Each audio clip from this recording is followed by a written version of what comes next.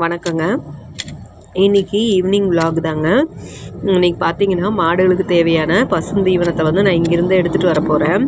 ஏன்னா மாடுகளுக்கு வந்து பார்த்திங்கன்னா டெய்லி புல் வந்து இந்த பானையில் ஒரு பானை அளவு புல் நம்ம போடும்போது பால் வந்து நல்லா இருக்குதுங்க கறவை மாடுகளுக்கு.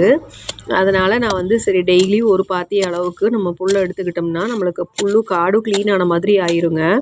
அதுக்கப்புறம் நம்மளுக்கு மாட்டுக்கு நல்லா பசுந்தீவனம் கொடுத்த மாதிரி இருக்குங்க. என்ன தான் பச்சை தட்டு போட்டாலும் தீவன புல் போட்டாலும் இந்த மாதிரி புற்கள் போடும்போது தாங்க பால் வந்து நல்லா கறக்குது. அதனோட ரேட்டும் நல்லா வருது. இப்போ பார்த்தீங்கன்னா கத்திரி செடியெல்லாம் தெரியும், உங்களுக்கு பார்த்துருப்பீங்க, நல்லா வந்திருக்குதுங்க. இந்த தொய்யக்கீரை செடிகள் பார்த்திங்கன்னா எல்லாமே நல்லா பெருசாக வந்துருச்சு. சரி கொஞ்சம் செடிகளை வந்து நீக்கிடலாம் அப்படின்னு சொல்லிட்டு தொய்யக்கீரை செடிகள் மாடும் விரும்பி சாப்பிடுங்க. அதனால் இது எல்லாத்தையுமே ரிமூவ் பண்ணிட்டேன். பாருங்கள், கத்திரிக்காய் செடி எல்லாமே ரொம்ப அழகாக வந்திருக்குதுங்க. இன்னும் பிஞ்சுகள் விட ஆரம்பிக்கல, பூக்கள் இருக்குதுங்க, ஆனால் கொட்டிடுது.